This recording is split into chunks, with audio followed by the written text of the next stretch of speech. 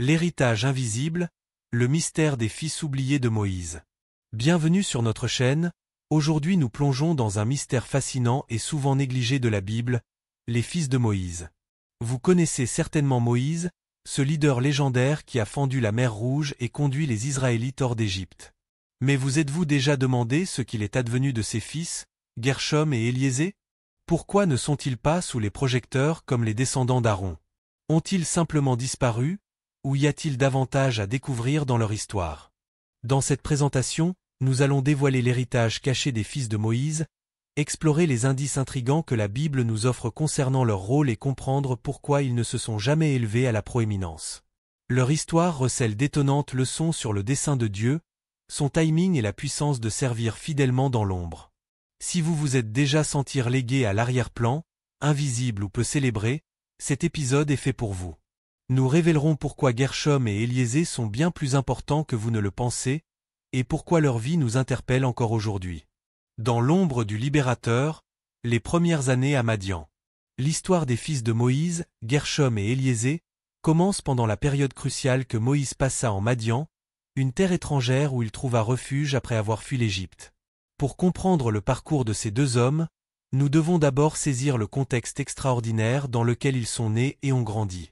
Imaginez la situation, Moïse, élevé comme un prince d'Égypte dans l'opulence du palais de Pharaon, se retrouve soudain fugitif dans un désert aride. Le livre de l'Exode nous raconte comment, après avoir tué un contremaître égyptien qui maltraitait un Hébreu, Moïse dut s'enfuir pour échapper à la colère de Pharaon. Comme nous le lisons dans Exode chapitre 2, versets 15 à 22, c'est en Madian que Moïse trouva non seulement la sécurité, mais aussi une nouvelle famille.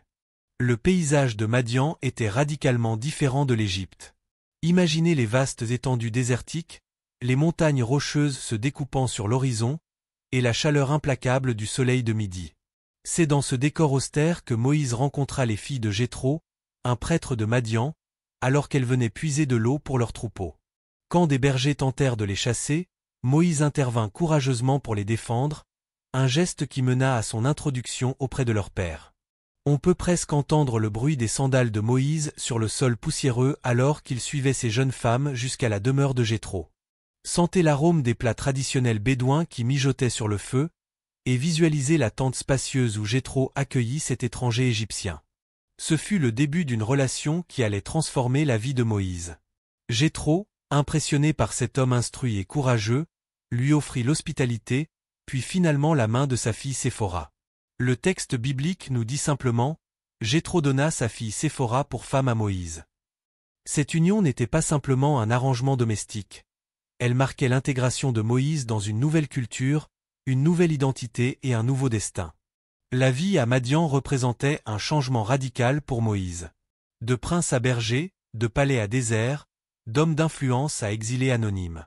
Dans ces vastes étendues désolées, Moïse passa 40 longues années, menant les troupeaux de son beau-père, contemplant les étoiles innombrables qui illuminaient le ciel nocturne, et probablement méditant sur son identité complexe et divisée. C'est dans ce contexte que naquirent les deux fils de Moïse. Le premier fut nommé Gershom, comme nous le lisons dans Exode chapitre 2, verset 22. Séphora enfanta un fils, que Moïse nomma Gershom, car, dit-il, j'habite un pays étranger. Le nom Gershom dérive de la racine hébraïque ger signifiant étranger ou résident temporaire. Ce nom reflète profondément le sentiment de déplacement et d'aliénation que ressentait Moïse durant cette période de sa vie. Pour Moïse, qui avait grandi dans le palais égyptien comme fils adoptif de la fille de Pharaon, ce contraste était saisissant. Il était passé de la royauté à la condition de fugitif dans une terre étrangère, gardant les moutons loin de la vie qu'il avait connue auparavant. Le nom de Gershom capture ce sentiment d'être un outsider, nous rappelant le voyage émotionnel et spirituel que Moïse traversait à ce moment-là. La naissance du second fils de Moïse, Éliésée, est mentionnée plus tard dans Exode chapitre 18, versets 3 et 4. L'un se nommait Gershom, car Moïse avait dit « J'habite un pays étranger ». L'autre se nommait Éliésée, car il avait dit « Le Dieu de mon père m'a secouru, et il m'a délivré de l'épée de Pharaon ». Le nom Éliésée signifie Dieu est mon aide, commémorant la protection divine dont Moïse avait bénéficié en fuyant l'Égypte. Ce nom témoigne de la gratitude de Moïse envers la délivrance divine, renforçant l'idée que malgré les défis auxquels il était confronté, la main de Dieu était sur lui, le guidant et le protégeant tout au long de son parcours. L'accent mis sur la délivrance divine n'est pas seulement une réflexion personnelle de la reconnaissance de Moïse, mais aussi un puissant rappel de la fidélité de Dieu envers son peuple. Imaginez ces deux jeunes garçons grandissant dans les tentes de Madian, écoutant les histoires que leur père leur racontait sur son enfance extraordinaire en Égypte. Pensez à leurs yeux s'écarquillant d'émerveillement en entendant parler des palais majestueux, des jardins luxuriants, et des cérémonies somptueuses de la cour de Pharaon. Pourtant, leur réalité quotidienne était celle des fils d'un berger nomade, s'endormant au son du vent qui faisait claquer les toiles de tente et des bêlements lointains des troupeaux. Ces garçons grandissaient avec une identité complexe, fils d'un prince égyptien devenu berger madianite, porteurs dans leur nom même de l'histoire de déracinement et de foi de leur père. Ils n'avaient jamais connu l'Égypte, ni la splendeur dans laquelle leur père avait été élevé. Pour eux, la vie était simple, rythmée par les saisons, les migrations des troupeaux, et les coutumes de Madian. Pendant ces années, Moïse apprenait la patience, l'humilité et la persévérance, des qualités qui lui seraient essentielles pour sa future mission. Ses fils, témoins silencieux de cette transformation, absorbaient sans doute ces mêmes vertus. La vie dans le désert forgeait leur caractère, leur enseignant la résilience face aux conditions difficiles et l'appréciation des moments de grâce. Et puis vint ce jour extraordinaire où tout changea. Alors que Moïse menait le troupeau de son beau-père à l'ouest du désert, il arriva à la montagne de Dieu, Horeb. C'est là qu'il aperçut un buisson qui brûlait sans se consumer. Curieux, il s'approcha pour observer ce phénomène étrange, ignorant que cette rencontre allait transformer non seulement sa vie, mais aussi celle de ses fils et de tout le peuple d'Israël. L'appel qui bouleverse une famille, le retour vers l'Égypte. La tranquillité pastorale de la vie familiale de Moïse fut brutalement interrompue par sa rencontre avec Dieu au buisson ardent. Cet événement extraordinaire, narré dans Exode chapitre 3, marque le début d'une mission divine qui allait redéfinir non seulement le destin de Moïse, mais aussi celui de ses fils et de tout Israël. Imaginez la scène, la chaleur étouffante du désert, le silence profond rompu seulement par le bêlement occasionnel des moutons, et soudain, cette vision surréaliste d'un buisson enveloppé de flammes qui ne le consume pas. Puis, la voix divine qui s'élève de ce phénomène surnaturel, appelant Moïse par son nom. On peut presque sentir le tremblement de ses mains alors qu'il ôte ses sandales sur ce sol désormais sacré, et entendre le battement affolé de son cœur face à cette manifestation divine inattendue. Dieu révéla alors à Moïse son plan pour libérer les Israélites de l'esclavage égyptien. Malgré ses protestations et son sentiment d'insuffisance, Moïse finit par accepter cette mission colossale. Ce qui est particulièrement intéressant pour notre étude, c'est qu'après avoir reçu cet appel divin, Moïse ne partit pas seul pour l'Égypte, mais emmena sa famille avec lui. Comme nous le lisons dans Exode chapitre 4, verset 20, Moïse prit sa femme et ses fils, les fit monter sur des ânes, et retourna dans le pays d'Égypte, et il prit dans sa main la verge de Dieu. Ce verset est significatif car il montre que Gershom et Éliézer furent, au moins initialement, impliqués dans la mission de leur père. Ils n'étaient pas de simples spectateurs lointains, mais des participants directs au début de cette épopée. Imaginez ce voyage, une petite caravane traversant le désert inhospitalier, Moïse guidant les ânes sur lesquels étaient montés Séphora et leurs deux fils. La chaleur du jour brûlait leur peau, tandis que le froid mordant de la nuit les enveloppait. Les garçons, probablement excités mais aussi anxieux, bombardaient leur père de questions sur cette Égypte mystérieuse dont il leur avait tant parlé, cette terre qu'ils allaient enfin découvrir. Pouvez-vous ressentir l'appréhension qui devait habiter Moïse? Retourner dans le pays où il était recherché pour meurtre, confronter le pharaon qu'il avait fui, et tout cela avec sa famille à ses côtés. La présence de Gershom et Éliézer souligne le côté profondément humain de cette mission divine, rappelant que Moïse n'était pas seulement un prophète, mais aussi un père préoccupé par la sécurité et l'avenir de ses enfants. C'est lors de ce voyage que se produisit un incident troublant et mystérieux, relaté dans Exode chapitre 4, versets 24 à 26, pendant le voyage, en un lieu où Moïse passa la nuit, l'Éternel l'attaqua et voulut le faire mourir. Séphora prit une pierre aiguë, coupa le prépuce de son fils, et toucha les pieds de Moïse, en disant « Tu es pour moi un époux de sang. » Et l'Éternel le laissa. C'est alors qu'elle dit « Époux de sang » à cause de la circoncision. Cet épisode dramatique, probablement impliquant Gershom, bien que le texte ne précise pas lequel des fils fut circoncis, souligne l'importance de l'alliance de la circoncision que Dieu avait établie avec Abraham, comme nous le lisons dans Genèse chapitre 17, versets 10 à 14. La circoncision était un signe d'appartenance au peuple de Dieu, et la négligence de Moïse à accomplir cet acte d'alliance failli lui coûtait la vie. L'action rapide de Séphora pour circoncire leur fils non seulement sauva Moïse, mais rétablit également l'alignement de la famille avec les commandements divins. Cet incident souligne le principe biblique plus large selon lequel même ceux que Dieu a choisis, comme Moïse, doivent adhérer à ses lois d'alliance. Il met également en lumière le rôle crucial de la famille de Moïse dans le soutien à sa mission divine, même de manières qui ne sont pas toujours visibles ou reconnues. Ce moment tendu dans un abri de fortune au milieu du désert révèle la complexité de la relation entre Moïse et sa famille d'une part, et sa mission divine d'autre part. Il montre comment les exigences spirituelles de Dieu s'entremêlent avec la vie familiale ordinaire, créant parfois des tensions et des défis inattendus.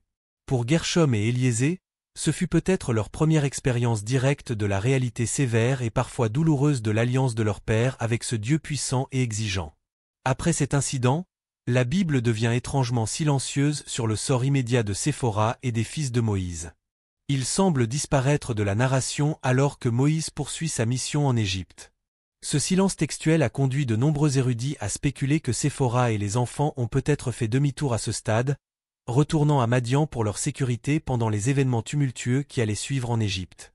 Cette hypothèse semble renforcée par la réapparition ultérieure de la famille dans Exode chapitre 18, lorsque Jéthro ramène Séphora et les fils à Moïse après la sortie d'Égypte. Mais nous y reviendrons plus tard. Pour Gershom et Éliézer, ce départ précipité de leur père aurait été une expérience formatrice.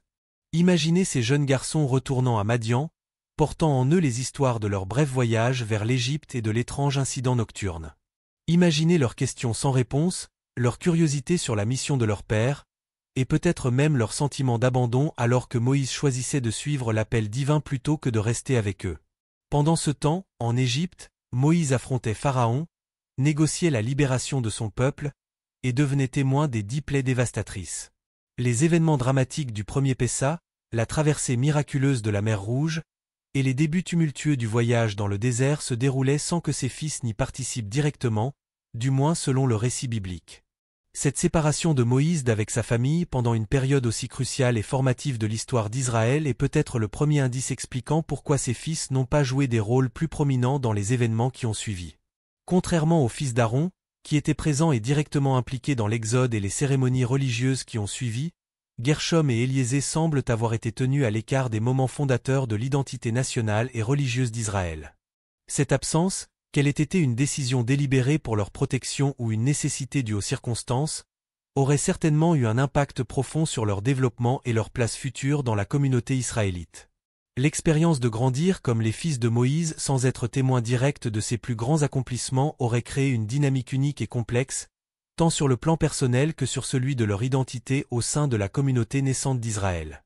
Des retrouvailles au désert, la réunion familiale au mont Sinaï. Après les événements monumentaux de l'Exode, les 10 plaies dévastatrices, la traversée miraculeuse de la mer Rouge, et les premières semaines de voyage dans le désert, une réunion familiale touchante et significative eut lieu. Cette rencontre, décrite dans Exode chapitre 18, offre un aperçu rare de la dynamique familiale de Moïse et du rôle de ses fils dans le contexte plus large de sa mission.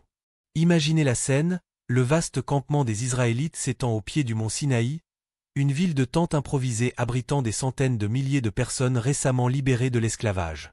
L'air est rempli du bruit des conversations, du bêlement des troupeaux, et de l'activité incessante d'une nation en mouvement. Au milieu de ce chaos organisé, Moïse, maintenant leader incontesté de son peuple, est absorbé par les innombrables responsabilités de gouvernance et de médiation. C'est dans ce contexte que nous lisons dans Exode chapitre 18, versets 5 et 6, Jéthro, beau-père de Moïse, avec les fils et la femme de Moïse, vint au désert où il campait, à la montagne de Dieu. Il fit dire à Moïse, « Moi, ton beau-père Jéthro, je viens vers toi, avec ta femme et ses 2 fils. » Cette annonce dut provoquer une vague d'émotion chez Moïse. Après tout ce temps, après toutes les épreuves et les miracles qu'il avait vécus, il allait revoir sa femme et ses fils. Combien de temps s'était écoulé? Le texte ne le précise pas, mais suffisamment longtemps pour que les retrouvailles soient significatives. La réunion elle-même est décrite avec une économie de mots typique de la narration biblique. Moïse sortit au-devant de son beau-père, il se prosterna, et il le baisa. Ils s'informèrent réciproquement de leur santé, et ils entrèrent dans la tente. Cette simplicité apparente cache sans doute un moment chargé d'émotions. Imaginez Moïse, transformé par ses expériences, regardant ses fils qui avaient probablement grandi en son absence. Sentez la tension initiale, puis le soulagement des retrouvailles. Entendez le flot de questions et de récits alors que Moïse raconte à sa famille les miracles extraordinaires dont il a été témoin. Ce qui est remarquable dans ce passage, c'est qu'il présente explicitement Gershom et Éliésée comme faisant partie de la réunion. Ils ne sont pas de simples notes de bas de page dans l'histoire. À ce moment précis, ils sont au centre de la narration. Le texte prend même le temps de rappeler la signification de leur nom, une répétition qui souligne leur importance dans le récit. Jéthro, visiblement impressionné par tout ce que Dieu avait fait pour Israël, se réjouit et offre des sacrifices au Dieu de Moïse. Cette scène suggère que Gershom et Éliésée furent témoins de cette reconnaissance par leur grand-père de la puissance et de la fidélité du Dieu d'Israël, un moment qui a dû renforcer leur propre foi naissante. Le chapitre 18 se poursuit en décrivant comment Jéthro observa Moïse jugeant les affaires du peuple du matin au soir et lui conseilla de déléguer cette responsabilité à des hommes capables, établissant ainsi le premier système juridique d'Israël. Il est intéressant de noter que ni Gershom ni Éliésée ne semblent avoir été considérés pour ces rôles, malgré leur lien direct avec Moïse. Était-ce en raison de leur jeunesse? De leur manque d'expérience au sein de la communauté israélite? Ou peut-être y avait-il une intention divine plus profonde derrière cette omission? Le chapitre se termine par le départ de Jéthro pour son pays, mais de façon significative, il ne mentionne pas explicitement si Séphora et les fils restèrent avec Moïse ou repartirent avec Jéthro. Ce silence textuel a conduit à diverses interprétations. Certains commentateurs suggèrent que la famille resta avec Moïse à partir de ce moment, tandis que d'autres pensent qu'ils retournèrent à Madian avec Jéthro, peut-être pour revenir plus tard. Si Gershom et Éliésée restèrent avec leur père après cette réunion, ils auraient été témoins de certains des événements les plus extraordinaires de l'histoire d'Israël. La révélation divine au mont Sinaï, la remise des 10 commandements et l'établissement de l'alliance. Ils auraient vu leur père monter sur la montagne enveloppée de nuées et de feu, et rester en présence divine pendant 40 jours et 40 nuits. Ils auraient également été témoins du tragique épisode du veau d'or, lorsqu'en l'absence de Moïse, le peuple poussa Aaron à fabriquer une idole. Ils auraient vu la colère de leur père à son retour, son intercession passionnée pour épargner le peuple de la destruction, et la disciplination sévère qui s'ensuivit. Ces expériences auraient été profondément formatrices pour leur compréhension de Dieu, de leur père, et de leur propre place dans cette histoire sacrée en développement. D'un autre côté, si les fils de Moïse retournèrent à Madian après cette brève réunion, cela pourrait expliquer davantage leur absence relative des récits ultérieurs et leur manque d'implication directe dans les événements fondateurs d'Israël. Cela signifierait qu'ils ont grandi principalement sous l'influence de la culture madianite, avec seulement des interactions périodiques avec leur père et les traditions israélites qu'il établissait. Dans l'un ou l'autre scénario, cette réunion au mont Sinaï représente un moment crucial dans la vie de Gershom et d'Éliésée. Qu'ils soient restés ou repartis, ils ont été témoins directs de la stature prophétique extraordinaire de leur père et ont dû commencer à comprendre la complexité de ce que signifiait être les fils d'un tel homme. Pour des jeunes garçons ou adolescents, cette réalisation a dû être à la fois inspirante et intimidante, établissant des attentes et des perspectives qui façonneraient le reste de leur vie. Cette réunion soulève également une question fascinante sur la façon dont Moïse équilibrait ses rôles de leader d'une nation et de père. Le texte biblique, si éloquent sur les actes publics de Moïse, reste largement silencieux sur sa vie privée et ses relations familiales après l'Exode. Ce silence lui-même peut être révélateur. Peut-être que les exigences écrasantes du leadership ne laissaient que peu de place à la vie familiale, créant ainsi un environnement où les fils de Moïse devaient trouver leur propre voie, distincte de l'ombre immense projetée par leur père. L'éclipse des fils, pourquoi Gershom et Éliésée disparaissent-ils du récit? Malgré leur présence dans les premiers chapitres de l'histoire de l'Exode, Gershom et Éliésée semblent progressivement s'effacer du récit biblique principal. Cette absence apparente soulève une question intrigante. Pourquoi les fils de Moïse, l'une des figures les plus importantes de la Bible, ne jouent-ils pas des rôles plus proéminents dans les événements qui suivirent? Plusieurs facteurs peuvent expliquer cette relative obscurité. L'un des facteurs les plus significatifs est sans doute la focalisation biblique sur Aaron et sa lignée en ce qui concerne les fonctions sacerdotales. Dieu désigna spécifiquement Aaron et ses descendants comme prêtres d'Israël, un rôle qui exigeait une grande responsabilité et visibilité. Comme nous le lisons dans Exode chapitre 28, versets 1 à 3, « Fais approcher de toi Aaron, ton frère, et ses fils, et prends-les parmi les enfants d'Israël pour les consacrer à mon service dans le sacerdoce. Aaron et les fils d'Aaron, Nadab, Abihu, Éléazar et Ithamar. » Cette désignation divine établit clairement que la prêtrise serait transmise par Aaron, et non par Moïse, malgré le statut supérieur de ce dernier en tant que prophète et leader. Les fils d'Aaron Nadab, Abihu, Éléazar et Ithamar furent directement impliqués dans les fonctions sacerdotales et le système sacrificiel, qui était au cœur du culte israélite. Cette concentration sur la famille d'Aaron peut avoir intentionnellement limité la visibilité des fils de Moïse pour éviter toute confusion concernant le leadership spirituel. Imaginez les implications pour Gershom et Éliézer. Voir leur oncle et leurs cousins revêtus des vêtements sacerdotaux splendides, officiant dans le tabernacle nouvellement construit, tandis qu'eux-mêmes restaient relativement anonymes, aurait pu être une expérience humiliante. Entendez les murmures du camp alors que les gens se demandent pourquoi les fils du grand Moïse ne jouent pas un rôle plus central. Sentez la pression et les attentes qui devaient peser sur ces jeunes hommes, constamment comparés à leur père illustre et à leurs cousins consacrés. Un deuxième facteur important est le caractère unique du rôle de Moïse en tant que prophète, leader et médiateur entre Dieu et les Israélites. Comme le déclare Deutéronome chapitre 34, versets 10 à 12, « Il n'a plus paru en Israël de prophète semblable à Moïse, que l'Éternel connaissait face à face. Nul ne peut lui être comparé pour tous les signes et les miracles que Dieu l'envoya faire au pays d'Égypte contre Pharaon, contre ses serviteurs et contre tout son pays, et pour tous les prodiges de terreur que Moïse accomplit à main forte sous les yeux de tout Israël. » Ce passage souligne que le leadership de Moïse était exceptionnel et sans précédent. Son appel ne s'étendait pas automatiquement à ses fils. Contrairement aux monarchies héréditaires ou aux dynasties sacerdotales, la fonction prophétique de Moïse était personnelle et non transmissible.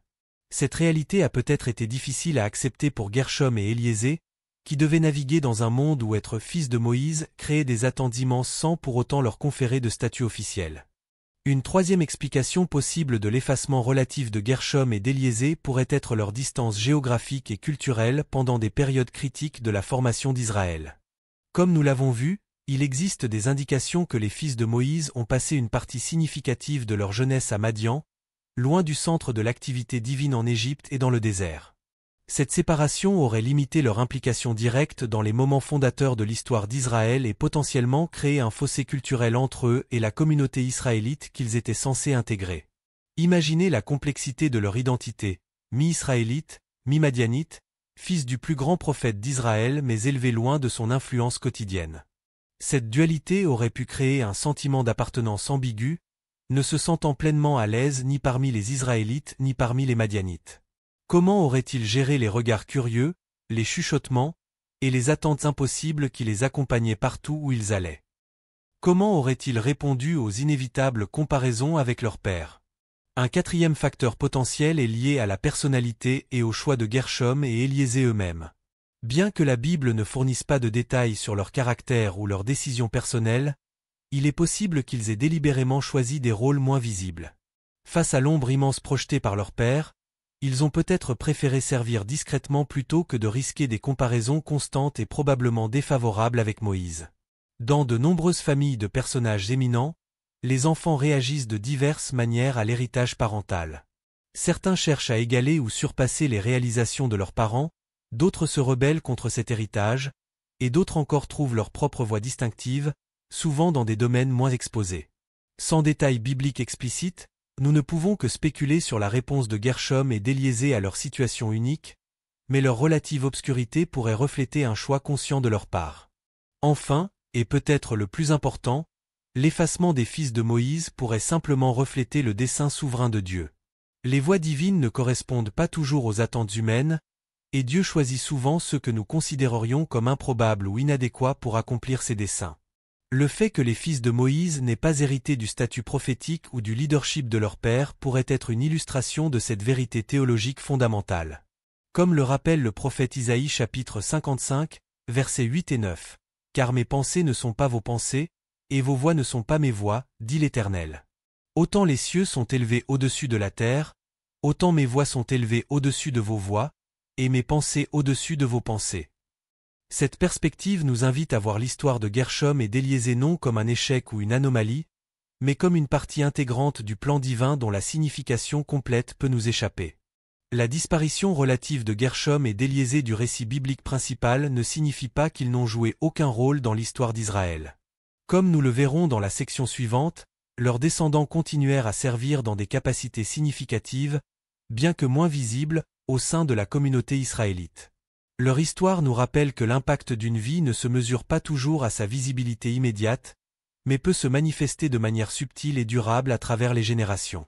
L'héritage caché, les descendants des fils de Moïse. Bien que Gershom et Éliésée eux-mêmes semblent avoir joué des rôles relativement mineurs dans le récit biblique principal, leurs descendants ont continué à servir au sein de la communauté israélite pendant des générations. Le premier livre des Chroniques nous offre des aperçus précieux sur leur lignée et leur héritage durable, révélant que les fils de Moïse ont laissé une marque significative, quoique souvent négligée, sur l'histoire d'Israël. Dans 1er Chroniques chapitre 23, versets 14 à 17, nous trouvons cette généalogie importante. Les fils de Moïse, hommes de Dieu, furent comptés dans la tribu de Lévi. Fils de Moïse, Gershom et Éliésée.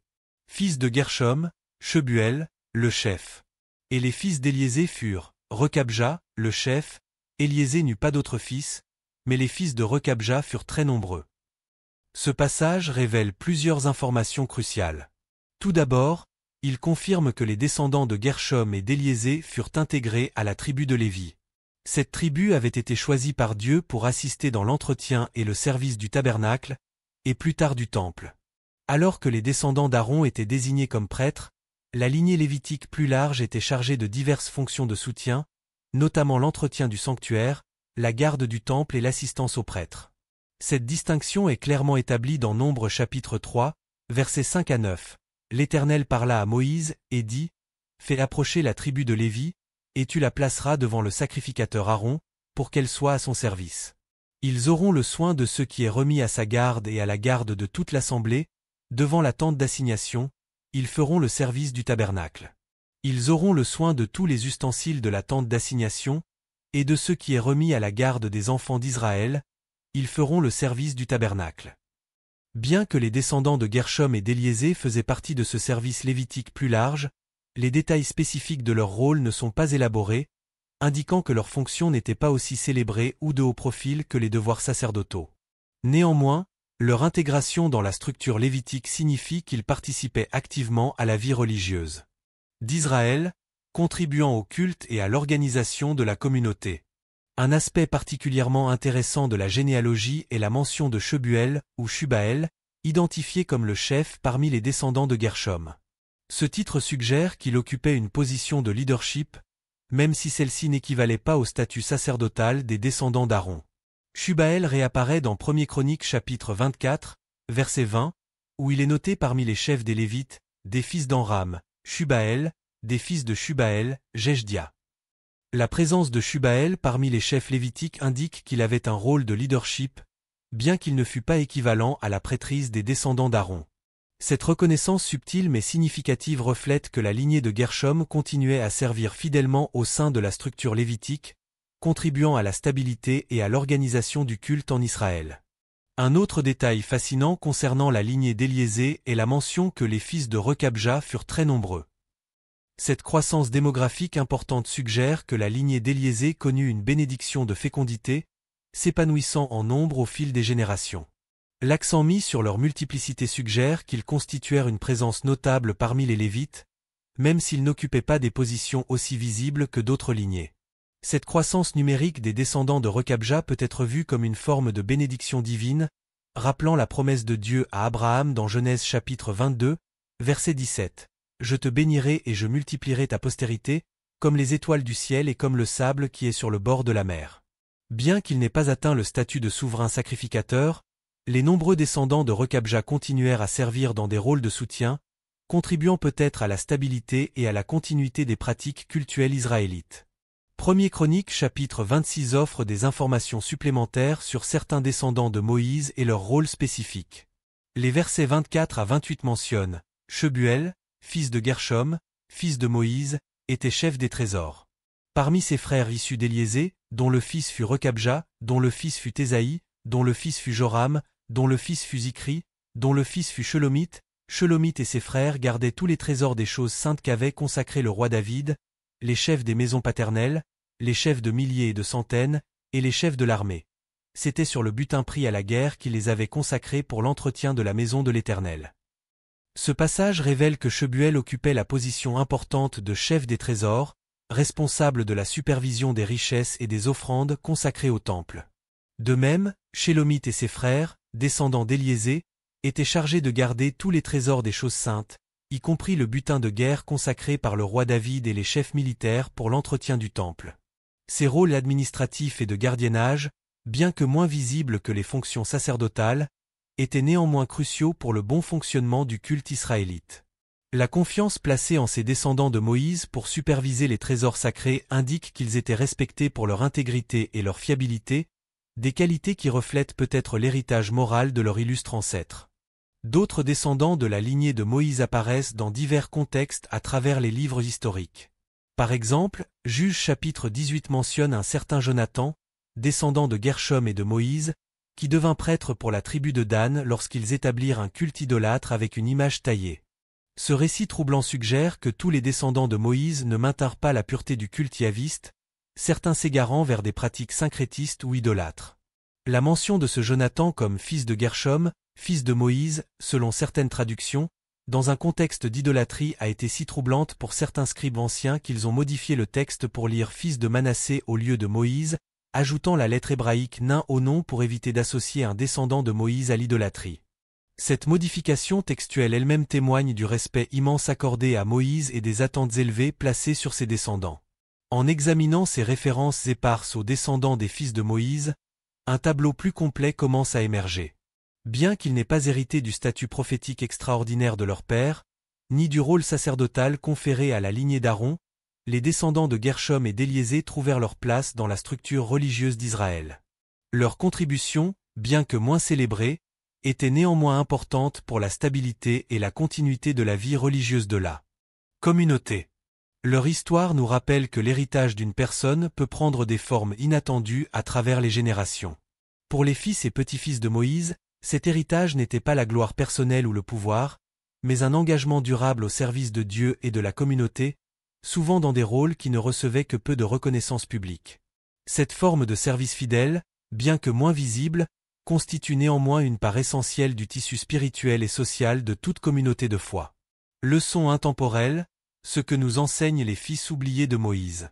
L'histoire de Gershom et d'Éliésée, bien que fragmentaire et souvent négligée, est riche en enseignements qui résonnent profondément avec nos expériences contemporaines.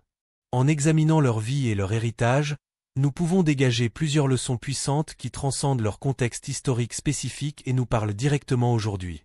Premièrement, leur histoire nous rappelle que dans le dessein de Dieu, chaque personne a un rôle unique et significatif qui ne correspond pas nécessairement aux attentes humaines ou aux hiérarchies de prestige.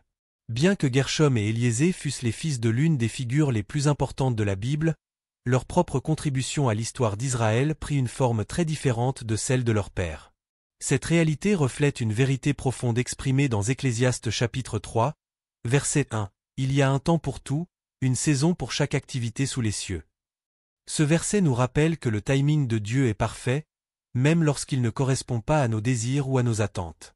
La vie de Gershom et d'Éliésée s'est déroulée dans le temps et les rôles que Dieu leur avait assignés, même si leur contribution n'était pas aussi visible que celle de leur père.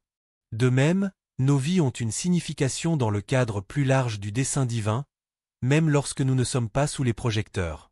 Cette vérité est réaffirmée dans Romains chapitre 8, verset 28. Nous savons, du reste, que toute chose concourt au bien de ceux qui aiment Dieu, de ceux qui sont appelés selon son dessein.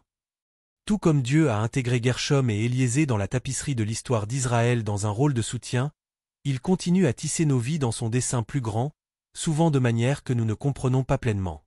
L'absence de reconnaissance visible ne diminue pas la valeur de nos contributions lorsqu'elles font partie du plan divin. Deuxièmement, l'héritage durable des descendants de Gershom et d'Éliésée nous enseigne que l'impact de notre fidélité s'étend souvent bien au-delà de nos circonstances immédiates. Nous ne verrons peut-être pas les effets complets de notre obéissance de notre vivant, mais les graines que nous plantons peuvent porter du fruit pour des générations. Psaume 112, versets 1 et 2, souligne ce principe. Heureux l'homme qui craint l'Éternel, qui trouve un grand plaisir à ses commandements. Sa postérité sera puissante sur la terre, la génération des hommes droits sera bénie. Cette écriture souligne que ceux qui craignent et obéissent à Dieu laissent un héritage durable qui bénit les générations futures.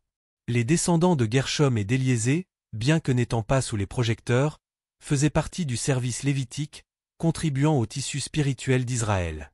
Leur histoire nous rappelle que notre fidélité peut influencer ceux qui viennent après nous, même si nous ne recevons jamais de reconnaissance pour cela.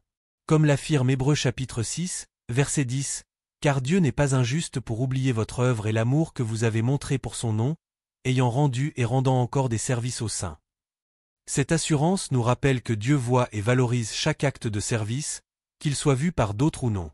Les descendants de Gershom et d'Éliésée ont continué à remplir fidèlement leur rôle, et ce faisant, ils ont contribué au culte et à la vie spirituelle continue de la communauté. Troisièmement, la vie de Moïse et de ses fils illustre que l'appel de Dieu importe bien plus que la reconnaissance humaine. Malgré ses grandes réalisations, Moïse a fait face à d'immenses défis, des doutes et des moments d'obscurité. De même, ses fils ne sont pas devenus célèbres, mais leur vie nous rappelle que la véritable importance ne réside pas dans le statut, mais dans notre obéissance à Dieu. Philippiens chapitre 2, versets 3 et 4, nous offre un puissant rappel sur la valeur de l'humilité et du service. Ne faites rien par esprit de parti ou par vaine gloire, mais que l'humilité vous fasse regarder les autres comme étant au-dessus de vous-même. Que chacun de vous, au lieu de considérer ses propres intérêts, considère aussi ceux des autres. L'histoire de Gershom et d'Éliésée témoigne de ce principe. Leur vie n'était pas marquée par l'ambition égoïste ou la quête de prééminence. Au contraire, ils ont rempli leur rôle discrètement et fidèlement. Cette humilité nous sert d'exemple pour nous concentrer sur le service de Dieu et des autres plutôt que sur la recherche de reconnaissance.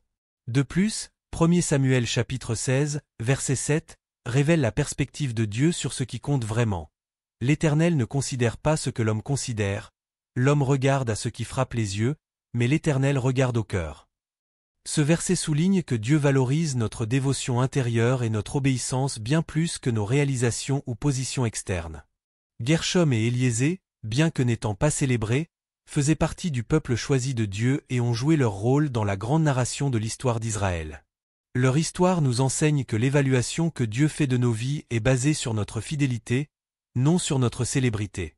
Quatrièmement, l'histoire des fils de Moïse nous offre une perspective précieuse sur la façon de gérer le fait de vivre dans l'ombre d'une figure parentale imposante. Gershom et Éliésée ont dû naviguer dans les défis complexes d'être les fils d'un leader légendaire, portant le poids des attentes tout en trouvant leur propre voie. Leur expérience résonne avec de nombreuses personnes aujourd'hui qui luttent avec des comparaisons familiales, des attentes irréalistes, ou le sentiment de ne jamais pouvoir se mesurer à l'héritage d'un parent accompli. La leçon de leur vie n'est pas de chercher à égaler ou surpasser les réalisations de leurs parents, mais de trouver leur propre place dans le dessein de Dieu, qui peut être radicalement différente mais tout aussi significative. Cette vérité est magnifiquement exprimée dans 1 Corinthiens chapitre 12, versets 4 à 6. Il y a diversité de dons, mais le même esprit, diversité de ministères, mais le même Seigneur, diversité d'opérations, mais le même Dieu qui opère tout en tous. Ce passage nous rappelle que Dieu appelle différentes personnes à différents rôles, et que tous ces rôles sont nécessaires au fonctionnement saint du corps du Christ. Gershom et Éliésée n'étaient pas appelés à être des prophètes comme leur père, mais leur service en tant que lévites était néanmoins essentiel à la vie religieuse d'Israël. De même, nous ne sommes pas appelés à imiter le parcours de quelqu'un d'autre, mais à découvrir et à embrasser notre appel unique dans le plan plus large de Dieu.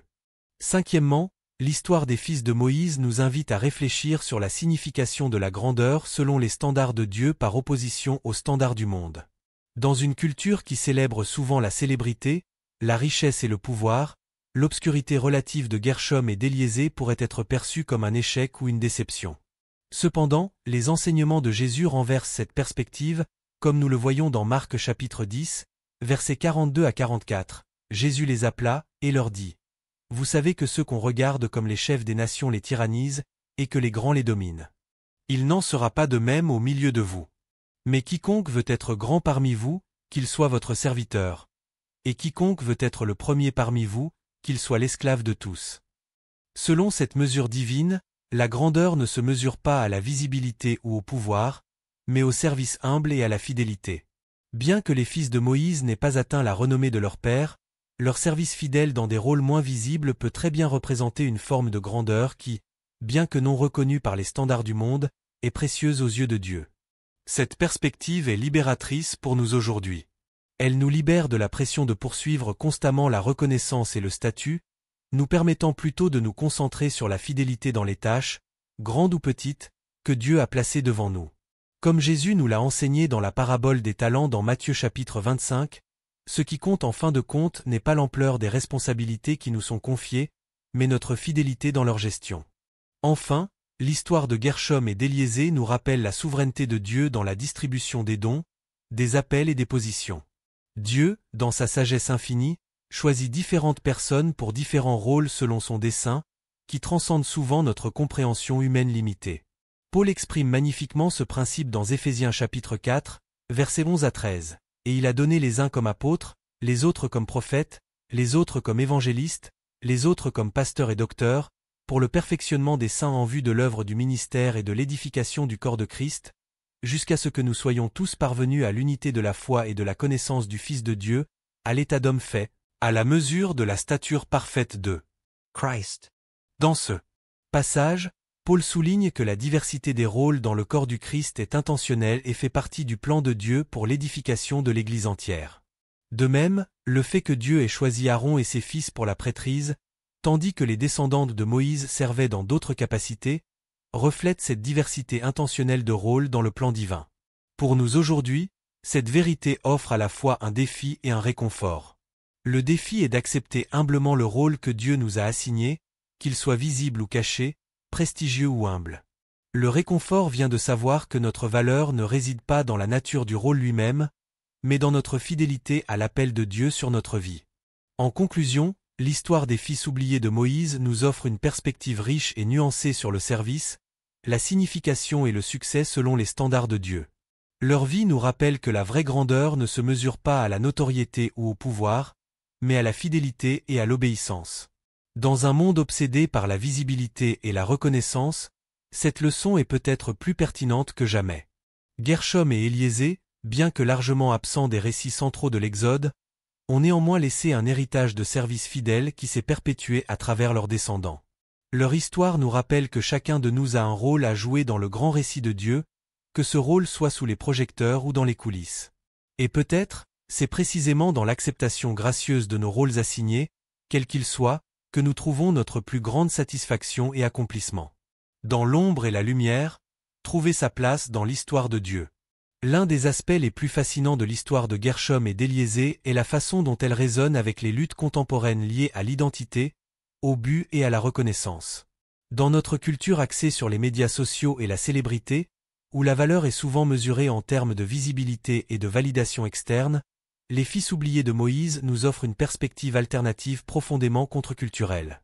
Beaucoup de gens aujourd'hui luttent avec le sentiment d'être invisibles ou insignifiants, particulièrement lorsqu'ils ne sont pas dans des positions visibles ou prestigieuses. Cette lutte est souvent intensifiée par les réseaux sociaux qui créent une culture de comparaison constante, où les réalisations, les vacances et les moments de vie des autres semblent toujours plus impressionnants que notre propre réalité quotidienne. L'histoire de Gershom et d'Éliésée nous encourage à trouver un sens dans les rôles que Dieu nous a assignés, sachant que chaque acte de service, aussi modeste soit-il, est significatif à ses yeux. Comme nous le lisons dans Colossiens chapitre 3, versets 23 et 24, « Tout ce que vous faites, faites-le de bon cœur, comme pour le Seigneur et non pour des hommes, sachant que vous recevrez du Seigneur l'héritage pour récompense. Servez Christ, le Seigneur. » Ce passage puissant nous rappelle que la vraie motivation de notre service ne devrait pas être la reconnaissance humaine, mais la conscience que nous servons ultimement le Seigneur. Tout comme les fils de Moïse ont servi sans reconnaissance généralisée, nous aussi pouvons trouver une satisfaction profonde dans l'accomplissement fidèle de nos responsabilités, sachant qu'elles s'inscrivent dans un dessein divin plus grand. Une autre application contemporaine de leur histoire concerne la façon dont nous mesurons le succès. Dans une société qui valorise souvent les résultats tangibles, les promotions et les réalisations publiques, l'histoire des fils de Moïse nous invite à adopter une vision plus longue et plus nuancée du succès. Leur impact, bien que moins immédiatement visible que celui de leur père, s'est étendu sur des générations à travers leurs descendants qui ont continué à servir dans la structure lévitique. Cette perspective nous encourage à considérer l'impact à long terme de notre fidélité et de nos choix, plutôt que de nous concentrer uniquement sur les récompenses ou reconnaissances immédiates. Comme le remarque Galates chapitre 6, verset 9, « Ne nous lassons pas de faire le bien, car nous moissonnerons au temps convenable, si nous ne nous relâchons pas. » Ce verset nous rappelle que la fidélité constante, même en l'absence de résultats visibles immédiats, produira éventuellement du fruit en son temps. L'histoire des fils de Moïse nous invite également à réfléchir sur la nature complexe de l'héritage familial et spirituel. Dans une époque où l'individualisme est souvent célébré et où les liens intergénérationnels s'affaiblissent, leur histoire nous rappelle que nous faisons partie d'une histoire plus large qui s'étend avant et après notre vie personnelle. Gershom et Éliésée vivaient à l'ombre d'un père extraordinairement accompli, portant à la fois le privilège et le fardeau de cet héritage. De même, beaucoup d'entre nous naviguent dans les complexités des héritages familiaux, qu'ils soient positifs ou négatifs. Leur histoire nous encourage à honorer nos racines tout en forgeant notre propre chemin, reconnaissant que notre identité n'est ni entièrement définie par notre lignée familiale ni complètement indépendante d'elle. En termes de leadership et de mentorat, l'histoire de Moïse et de ses fils soulève des questions importantes sur la façon dont les leaders transmettent leur sagesse et leur autorité à la génération suivante. Il est notable que malgré la grandeur de Moïse en tant que leader, ses fils n'héritèrent pas de son rôle ou de son influence. Cela contraste avec d'autres modèles bibliques comme Élie et Élisée, où il y eut une transmission claire de l'autorité spirituelle. Ce contraste nous rappelle que le leadership efficace ne se mesure pas seulement à nos réalisations personnelles, mais aussi à notre capacité à développer et à autonomiser les autres.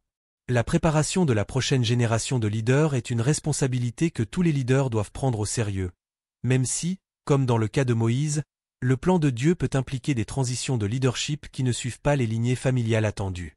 Un autre aspect contemporain de l'histoire de Gershom et d'Éliésée concerne la façon dont nous gérons les attentes non satisfaites et les rêves déçus. Si les fils de Moïse avaient des aspirations de suivre les pas prestigieux de leur père, ils ont dû faire face à la réalité que Dieu avait un plan différent pour eux. Cette expérience résonne avec beaucoup d'entre nous qui font face à des portes fermées, des opportunités manquées, ou des chemins de vie qui diffèrent radicalement de ce que nous avions imaginé. Proverbe chapitre 16, verset 9, offre une sagesse profonde à cet égard. Le cœur de l'homme médite sa voie, mais c'est l'Éternel qui dirige ses pas. Ce verset reconnaît notre désir naturel de planifier et d'orienter notre vie, tout en affirmant la souveraineté ultime de Dieu dans la direction de notre chemin. L'histoire des fils de Moïse nous encourage à tenir nos plans et nos ambitions avec les mains ouvertes, prêts à embrasser le chemin que Dieu a tracé pour nous, même s'il diffère de nos attentes. Enfin, l'histoire de Gershom et d'Éliésée nous invite à réfléchir sur la beauté et la dignité du service ordinaire et fidèle. Dans une culture qui célèbre souvent l'extraordinaire et le spectaculaire, il est facile de sous-estimer la valeur des actes quotidiens de fidélité et d'obéissance. Pourtant, c'est souvent dans ces moments ordinaires que se forge le caractère et que le royaume de Dieu avance. Matthieu chapitre 25, verset 23, capture magnifiquement cette vérité dans les paroles du maître au serviteur fidèle. Son maître lui dit, « C'est bien, bon et fidèle serviteur, tu as été fidèle en peu de choses, je te confierai beaucoup, entre dans la joie de ton maître. » Ce passage souligne que ce que Dieu valorise n'est pas la grandeur de notre rôle ou la visibilité de notre service, mais notre fidélité dans les responsabilités qui nous sont confiées, aussi modestes soient-elles. L'exemple de Gershom et d'Éliésée nous rappelle que la vie chrétienne authentique est souvent vécue dans l'ordinaire, dans les petites fidélités quotidiennes qui, accumulées au fil du temps, constituent une vie de service significatif. Leur histoire nous encourage à valoriser ces moments apparemment insignifiants et à y investir notre cœur et notre énergie, reconnaissant qu'aux yeux de Dieu, aucun acte de service fidèle n'est vraiment ordinaire. En conclusion, alors que nous cherchons à appliquer ces vérités à notre propre vie, l'histoire des fils oubliés de Moïse nous invite à réexaminer nos définitions du succès, de la signification et du service. Elle nous met au défi de trouver notre identité non pas dans les applaudissements extérieurs ou les positions de prestige, mais dans la connaissance que nous sommes fidèlement alignés sur le dessein de Dieu pour notre vie. Que nous trouvions nous-mêmes sur la scène principale ou dans les coulisses, que nous soyons largement reconnus ou que nous servions dans l'obscurité relative, notre valeur et notre impact sont ultimement déterminés non pas par la visibilité de notre rôle, mais par la fidélité avec laquelle nous le remplissons. C'est peut-être la leçon la plus profonde et la plus libératrice que nous pouvons tirer de la vie de Gershom et d'Éliézer, ces fils de Moïse largement oubliés mais néanmoins significatifs. Conclusion, les fils invisibles mais indispensables. Alors, où ont disparu les fils de Moïse, et quelle est leur importance réelle? Bien que leur histoire semble cachée dans les pages de l'Écriture, elle nous rappelle que les desseins de Dieu ne consistent pas toujours à être vus ou reconnus. L'héritage de Gershom et d'Éliézer est subtil, mais il témoigne de la fidélité de Dieu et de l'importance de vivre dans l'obéissance à son appel. Leur absence relative dans le récit biblique n'est pas un signe d'insignifiance, mais plutôt un témoignage des plans uniques de Dieu pour chacun de ses enfants. Que nous soyons sous les projecteurs ou en coulisses, chaque personne a un rôle à jouer dans la plus grande histoire de Dieu. La valeur de nos vies ne se mesure pas à notre visibilité mais à notre fidélité à l'appel divin. 3 leçons essentielles se dégagent de leur histoire. Premièrement, Dieu appelle différentes personnes à différents rôles, et tous ces rôles sont nécessaires et honorables. Deuxièmement, notre impact s'étend souvent bien au-delà de ce que nous pouvons voir de notre vivant, influençant des générations futures de manière que nous ne pouvons imaginer. Et troisièmement, la vraie grandeur aux yeux de Dieu ne se mesure pas à la reconnaissance publique mais à la fidélité dans les tâches qu'il nous confie, grandes ou petites. Ces vérités nous amènent à nous poser des questions puissantes. Comment pouvons-nous embrasser pleinement le rôle unique que Dieu nous a confié, même s'il diffère de nos attentes initiales? Dans quel domaine de notre vie sommes-nous appelés à servir fidèlement sans reconnaissance immédiate? Et comment pouvons-nous contribuer à un héritage spirituel positif qui s'étendra au-delà de notre propre vie? L'histoire des fils oubliés de Moïse nous offre un modèle alternatif de succès et d'impact, un modèle qui célèbre la fidélité silencieuse, le service humble et l'influence intergénérationnelle. Elle nous rappelle que, dans le royaume de Dieu, les rôles les plus importants ne sont pas toujours les plus visibles, et que la signification ultime de nos vies réside dans notre fidélité à l'appel de Dieu, quel qu'il soit. Merci d'avoir suivi cette présentation. Si vous avez apprécié cette exploration d'une histoire biblique souvent négligée, n'hésitez pas à laisser vos commentaires ci-dessous pour partager vos réflexions personnelles. Comment cette histoire des fils de Moïse résonne-t-elle avec votre propre parcours? Y a-t-il des aspects de leur histoire qui vous ont particulièrement touché ou interpellé? Nous serions ravis de lire vos perspectives et de poursuivre cette conversation ensemble. N'oubliez pas de vous abonner à notre chaîne Histoire biblique pour découvrir d'autres histoires fascinantes et souvent méconnues des Écritures. Votre soutien nous aide à continuer à explorer ces trésors cachés de la sagesse biblique. Que Dieu vous bénisse, et nous nous retrouverons pour une nouvelle aventure dans la profondeur des récits bibliques.